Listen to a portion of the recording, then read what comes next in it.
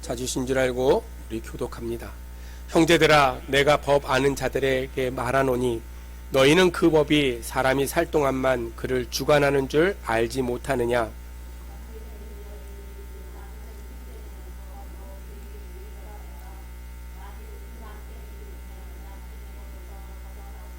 그러므로 만일 그 남편 생전에 다른 남자에게 가면 음녀라.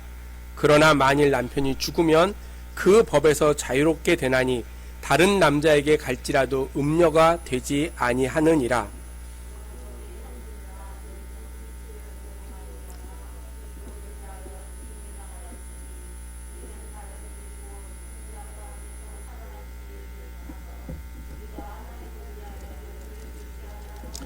우리가 육체에 있을 때에는 율법으로 말미암는 죄의 정욕이 우리 지체 중에 역사하여 우리로 사망을 위하여 열매를 맺게 하였더니,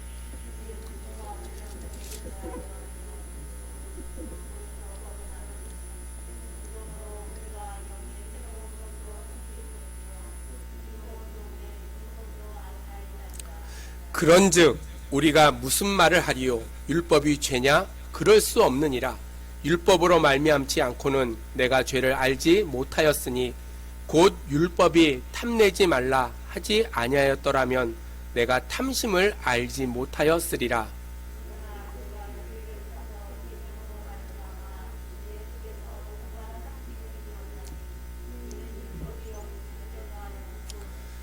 전에 율법을 깨닫지 못했을 때에는 내가 살았더니 계명의 이름에 죄는 살아나고 나는 죽었도다.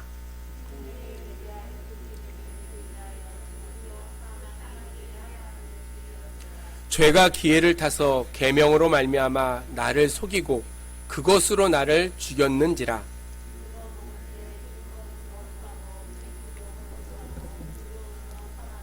그런즉 선한 것이 내게 사망이 되었느냐? 그럴 수 없느니라. 오직 죄가 죄로 드러나기 위하여 선한 그것으로 말미암아 나를 죽게 만들었으니 이는 계명으로 말미암아 죄로 심히 죄되게 하려 함이라.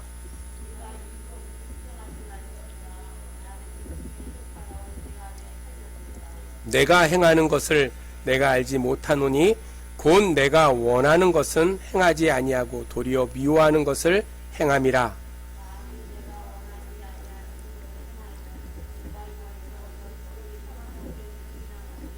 이제는 그것을 행하는 자가 내가 아니요 내 속에 거하는 죄니라.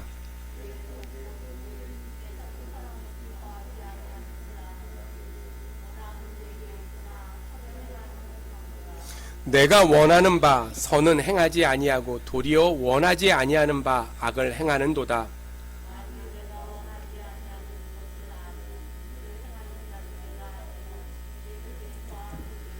그러므로 내가 한 법을 깨달았노니 곧 선을 행하기 원하는 나에게 악이 함께 있는 것이로다.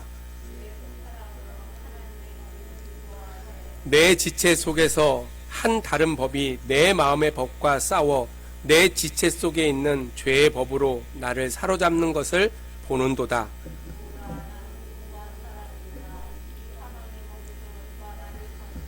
같이 읽습니다. 우리 주 예수 그리스도로 말미암아 하나님께 감사하리로다. 그런즉 내 자신이 마음으로는 하나님의 법을 육신으로는 죄의 법을 섬기노라. 아멘. 오늘 이제 19번째 로마서 강의입니다. 오늘 설교하는 로마서 7장과 다음 주에 설교할 로마서 8장은 아주 로마서 중에서 중요한 그러한 장이에요. 7장은 육신의 법을 쫓아 살아가는 사람에 대해 우리에게 이야기하고 있고 8장은 성령의 법을 쫓아 살아가는 사람들에 대해서 우리에게 가르쳐 주기 때문이에요. 우리가 믿음 생활하면서요, 육신을 쫓아 살아가는 삶을 살고 있는가? 아니면 성령의 법을 쫓아가는 삶을 살고 있는가? 곰곰이 생각하면 후자보다 전자일 때가 더 많은 것 같아요. 성령의 법을 따라서 살아가야 됨에도 불구하고 우리는 육신의 법을 따라 살아갈 때가 너무나 많이 있다는 거예요. 좀 더 자세하게 이야기하면 7장과 8장은 율법과 복음에 대해서 그것이 어떠한 관계를 가지고 있느냐를 우리에게 가르쳐 주고 있다는 거예요. 교회를 어느 정도 다니는 사람들은 율법 하면 율법이 무엇인지 너무나 잘 알고 있어요. 성경은 율법에 대해서 갈라디아서 3장 24절로 25절에 이렇게 정의합니다. 이같이 율법이 우리를 그리스도께로 인도하는 초등교사가 돼요. 옛날 성경에는 몽학선생이 돼요. 우리로 하여금 믿음으로 말미암아 의롭다함을 얻게 하려 함이니라. 믿음이 온 후로는 우리가 초등교사 아래 있지 아니하도다.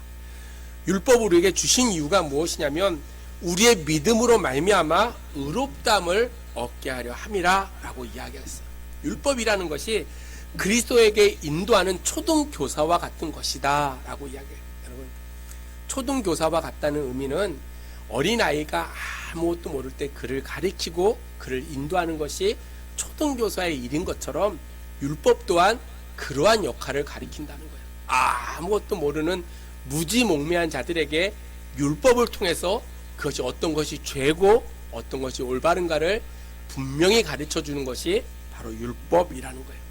무슨 말인가 하면 죄인된 인간 스스로는 그리스도께로 잘 나가지 못할 뿐만 아니라 어떻게 해서 간다 할지라도 끝까지 그것에 견디는 것이 결코 쉽지 않다는 거예요. 그래서 그리스도께 이룰 때까지 계속해서 우리를 그리스도께로 데려가는 초등교사가 바로 율법이다 라고 오늘 로마서에 바울은 이야기해 주고 있어요. 그런가 하면 어떤 분은 율법에 대해서 이렇게 얘기했어요. 율법이라는 것이 죄인된 인간이 아무리 지키려고 해도요 지킬 수가 없다는 거예요. 그래서 이 율법이 하는 역할이 무엇이냐면 죄가 어떤 것인지 보여주는 거울이나 엑스레이와 같은 것이 바로 율법이다. 율법을 볼 때 내가 죄구나 그것이 죄구나 아니구나를 판단할 수 있는 기준이 되고 거울과 같은 것이 율법이다 라고 이야기했어요. 아마 적절한 비유인 것 같아요. 율법이 없을 때는 어떤 것이 죄인지 어떤 것이 죄가 아닌지를 잘 몰랐어요. 근데 율법이 딱 생기는 그 순간부터 그것을 지키면 죄가 되지 않지만 지키지 않으면 죄가 됨을 분명히 우리에게 보여줬다는 거예요. 그래서 오늘 본문 7절에 보니까 중간에 이런 말이 있어요. 율법으로 말미암지 않고는 내가 죄를 알지 못하였으니, 율법으로 말미암지 않고는 내가 죄를 알지 못했다로 7절 중간쯤에 기록되어져 있어요. 율법을 알기 전에는 죄를 죄로 알지도 못하고 제멋대로 살았던 사람이지만 율법을 받고요, 율법을 알게 된 이후에는 무엇이 죄인지를 깨닫게 되어졌다는 거예요. 어떻게 살면 하나님이 싫어하고 어떻게 살면 하나님을 노하게 하는지 분명히 알았다는 거예요. 죄인된 인간들은 날마다 그래서 율법을 알면 알수록 더욱더 깊은 죄책감에 빠져요. 내가 이렇게 죄인이구나. 그것을 깨닫게 하는 것이 바로 율법이라는 거예요. 유대 사람들은 이 율법의 말씀을 지키려고요 얼마나 노력했는지 몰라요. 그래서 내가 세상적인 정욕이나 음욕을 품지 않으려고 사막에서 그들이 고행을 하는 그러한 사람들도 있었어요. 자기의 몸을 쳐서 죄를 짓지 않으려고 노력했던 사람들이 너무나 많이 있었어요. 그럼에도 불구하고 이 율법의 기준 안에서 죄에서 벗어난다는 것이 결코 쉬운 일이 아니었다는 거예요. 오늘 본문 1절로 3절에 그것을 잘 설명해 주고 있어요. 우리 같이 읽습니다. 1절로 3절 시작. 형제들아, 내가 법 아는 자들에게 말하노니 너희는 그 법이 사람이 살 동안만 그를 주관하는 줄 알지 못하느냐. 남편이 있는 여인이 그 남편 생전에는 법으로 그에게 매임받으나 만일 그 남편이 죽으면 남편의 법에서 벗어나느니라. 그러므로 만일 그 남편 생전에 다른 남자에게 가면 음녀라. 그러나 만일 남편이 죽으면 그 법에서 자유롭게 되나니 다른 남자에게 갈지라도 음녀가 되지 아니하느니라. 아멘. 1절로 3절의 말씀이 무슨 말씀이냐면 율법이 죄인된 인간들에게 무엇과 같은가를 아주 간단하게 설명하고 있는 것이 1절로 3절의 말씀이에요. 인간의 생활 중에 가장 보편적이고 이해하기 쉬운 것이 결혼의 관계라고 생각합니다. 그래서 그 당시 대부분의 사람들이요 가부장적인 그런 사회였어요. 남성 위주의 그런 사회였어요. 오늘 본문은 그런 가부장적이고 남성 위주의 그러한 사회 속에서 결혼의 관계가 어떠한지를 우리에게 설명해 주고 있다는 거예요. 무슨 얘기냐면 한 남자가 한 여자와 결혼했어요. 근데 그 여자가 완전히 그 남자에게 매이게 되어지고 그 남자의 예속이 되어졌다는 거예요.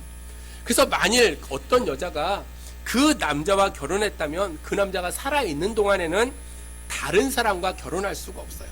만약 그렇게 되고 그런 삶을 살면 간음한 것이고 음부가 되어진다. 바꿔서 얘기하면 그것이 바로 죄라는 거예요. 죄. 근데 만일 남편이 죽으면 그 여인이 자유롭게 되고 다른 사람과 결혼할 수 있는 그러한 존재가 되어진다라고 이야기하고 있는 거예요. 무슨 얘기냐면 죄인된 인간과 율법의 관계가 이와 같다는 거예요. 오늘 남편이라는 이 사람이 끊임없이 죄를 짓고 살아가는 삶이에요. 그럼에도 불구하고 그 관계를 끊지 못하고 죄에 예속된 그러한 삶을 살고 있다는 거예요. 근데 그가 죽으면 그렇게 괴롭게 했던 그 아내가 그로부터 자유롭게 살아갈 수가 있다는 거예요. 오늘 우리가 믿음을 갖고 살아갈 때 율법 아래 온전히 죽은 자의 삶이 되어지면 우리의 삶이 자유롭게 되어진다는 거예요. 근데 우리가 율법 아래 자유롭게 산다는 것이 가능한가 생각해 보면 성경은 우리는 결코 그렇지 않다는 거예요. 여러분, 저번에도 얘기했듯이 율법을 잘 믿는다고 그대로 행한다고 구원을 받느냐? 그렇지 못하다는 거예요. 다만 죄 아래서의 자유함을 누리게 되어진다는 거예요. 아, 저게 죄구나. 내가 저거를 짓지 말아야 되는구나 라는 걸 깨닫게 되어진다는 거예요. 오늘 우리가 율법과 인간의 관계를 바라보면서 율법이 끊임없이 우리를 죄의 굴레 가운데 빠져들게 해요. 그래서 율법이 죽든지 아니면 율법 앞에 서 있는 인간이 죽든지 둘 중에 하나가 죽기만 하면 더 이상 율법 앞에 서 있는 그러한 존재가 아니라 율법에 얽매이는 그러한 존재가 아니라 우리는 자유로운 존재가 되어진다는 거예요. 그 죄 앞에서 자유롭게 된 사람, 그 사람이 바로 저와 여러분 같은 그리스도인이라는 거예요. 지난주에도 저희가 말씀드렸던 것처럼 그리스도와 함께 죽고 그리스도와 함께 산 자로서 그리스도께서 죄에 대해서 십자가에 완전히 죽으심으로 말미암아 우리가 예수를 믿을 때 예수와 연합하게 되어지고 죄의 존재 아래 놓여 있는 것이 아니라 죄로부터 완전히 해방되는 그러한 자유로운 존재가 되어졌다는 거예요. 예수를 믿는 순간에 우리는 원죄로부터 자유함을 누려요. 우리가 예수를 믿을 때 늘 생각해야 될 것이 있다면 내가 과연 그리스도 안에서 완전한 존재의 삶을 살아가고 있느냐를 늘 질문해 봐야 돼요. 예수를 믿고 살아가면서 내가 과연 하나 옆에 온전함으로 살아가고 있는가? 오늘 4절로 6절 말씀에 이렇게 얘기합니다. 우리 같이 읽습니다. 4절로 6절 시작. 그러므로 내 형제들아 너희도 그리스도의 몸으로 말미암아 율법에 대하여 죽음을 당하였으니 이는 다르니 곧 죽은 자 가운데서 살아나신 이에게 가서 우리로 하나님을 위하여 열매를 맺게 하려 함이니라.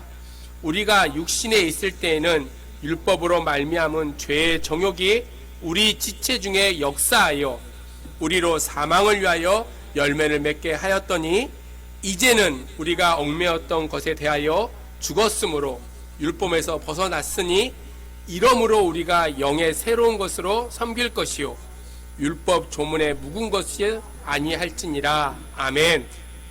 무슨 말이냐면요, 우리가 어떤 존재냐면 4절의 말씀처럼 그리스도 몸으로 말미암아 율법에 대해서 죽임을 당한 그러한 존재라는 거예요. 믿음의 성도들은요, 예수 그리스도의 그 죽으심으로 말미암아 율법에 대해서 완전히 죽고 이제 그리스도 안에서 다시 살아난 그러한 존재가 되어졌다는 거예요. 그 다음에 뭐라고 얘기하냐면 그리스도께서 우리를 해방시키시고 구원해 주시고 율법으로 해방한 것이 아니라 그리스도 안에서 우리의 죽으심으로 말미암아 우리를 구원하시고 해방해 주셨다는 거예요. 그래서 우리는 그리스도 안에서 자유로운 존재가 되어졌다는 거예요.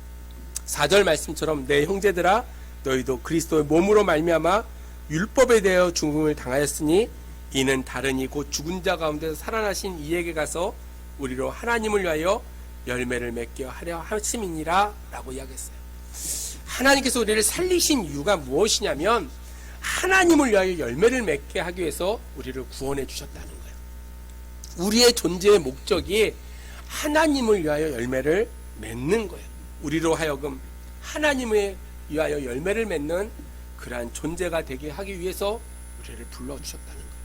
죄에 대해서는요 자유롭게 되어지고요, 율법에 대해서는요 자유로운 존재가 되어지고요, 사망을 위한 열매를 맺는 자가 아니라 하나님을 위해서 열매를 맺는 그러한 자가 되어져야 돼요.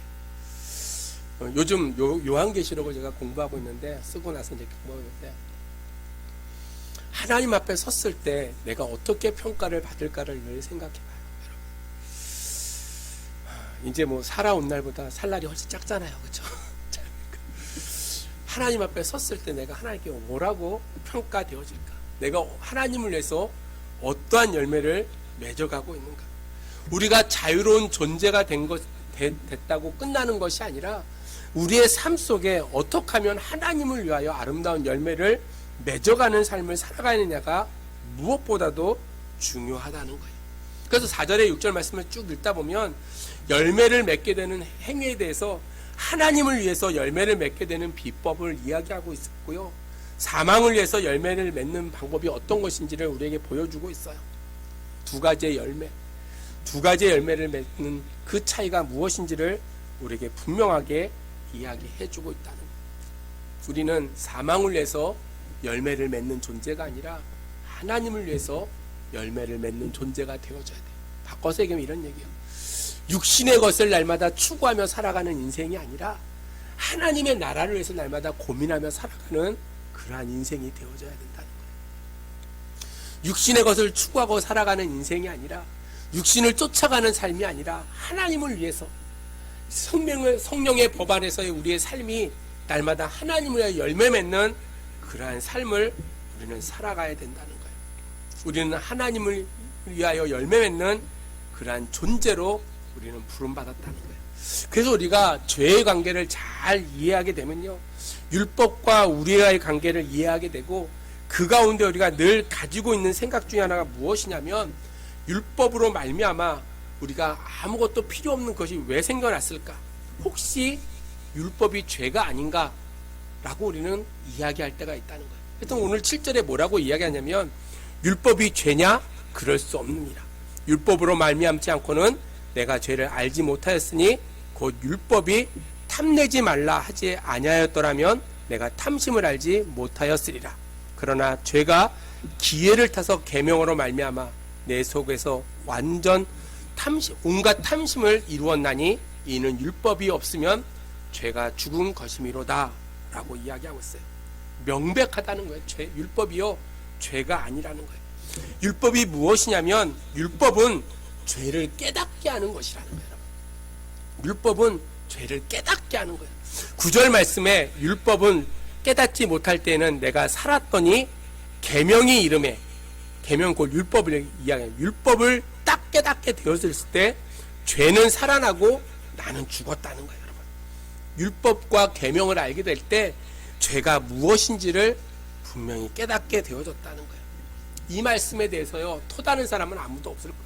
아, 율법이 삶의 기준이 되는구나. 계명이, 그 계명을 지키지 않을 때 죄고, 그것을 지키지 않을 때 그것이 사망에 이른 길임을 분명히 안다는 거예요. 또한 율법이 가지고 있는 두 번째 기능이 무엇이냐면 생명에 이르게 하는 계명이라는 거예요. 10절로 11절 말씀을 같이 읽습니다. 10절로 11절 시작. 생명에 이르게 할 그 계명이 내게 대하여 도리어 사망에 이르게 하는 것이 되었도다. 죄가 기회를 타서 계명으로 말미암아 나를 속이고 그것으로 나를 죽였는지라. 아멘. 혹 이 말이 무슨 말인지 잘 이해가 안 갈 수도 있어요. 어떻게 율법이 생명에 이르게 하는 계명이 될 수 있을까? 성경은요 단지 그리스도인에게로 인도하는, 그리스도께로 인도하는 초등교사의 역할만 한다라고 갈라디아에서 이야기했어요. 그러나 사실 율법은요 그리스도인들을요 생명으로 이르게 하는 그러한 계명이 되어진다는 거예요. 아, 이렇게 살아야 되는구나, 이렇게 사는 게 올바로 살아가는 모습이구나를 분명히 깨닫게 하는 것이 바로 율법의 역할이라는 거예요. 그것을 아주 잘 설명했던 어떤 목사님의 글을 제가 읽은 적이 있어요. 그분이 이 말씀을 이렇게 비유적으로 설명을 했어요. 율법과 복음은 둘 다 죄인된 인간에게 천국에 들어갈 때 반드시 있어야 될 것이다. 율법은 죄인된 인간이 출발점부터 천국에라고 하는 그 목적지까지 걸어갈 때 계속해서 정확한 지점이 무엇인지, 어떤 것을 지켜야 되는 계속해서 놓여있는 지도와 같은 것이다. 그래서 그 지도로만 잘 걸어가면 천국에 도착할 수가 있다.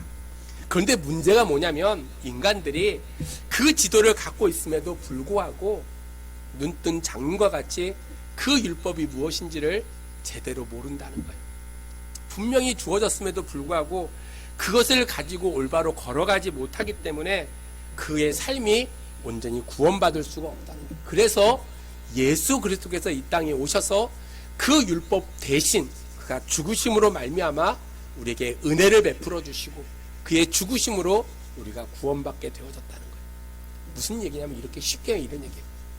율법에 주어진 그 율법의 말씀을 다 잘 지켰으면 그 다음에 문제가 없었다는 거예요. 근데 그것을 지키지 못했기에 예수님이 대신 이 땅에 오셔서 그 율법의 문제를 해결해 주시고 생명으로 말미암아 우리를 인도하는 길을 열어주셨다는 거예요. 사랑하는 믿음의 성도 여러분, 우리가 믿음을 갖고 살아갈 때요, 늘 생각해야 될 것이 있다면 내가 과연 하나님의 말씀대로 잘 살아가고 있는가를 생각해 봐야 돼요. 구원받은 성도들은요, 율법의 말씀을 지켜야 될까요? 지키지 말아야 될까요? 구원받은 성도들은 율법을 지켜야 될까요? 지키지 말아야 될까요? 율법 신약에서는 두 개로 나눈다고 그랬잖아요. 두 개, 그렇죠? 하나는 하나님을 사랑하는 것, 하나는 이웃을 사랑하는 것. 그 말씀을 지키고 행해야 돼요. 그것은 구원받으려고 하는 것이 아니라 믿음의 성도들의 표징으로 보여주는 거예요. 그렇게 살아갈 때 하나님을 위하여 열매 맺는 삶을 우리는 살아간다는 거예요. 여러분. 하나님을 사랑한다는 것을 계속해서 고백해야 돼요.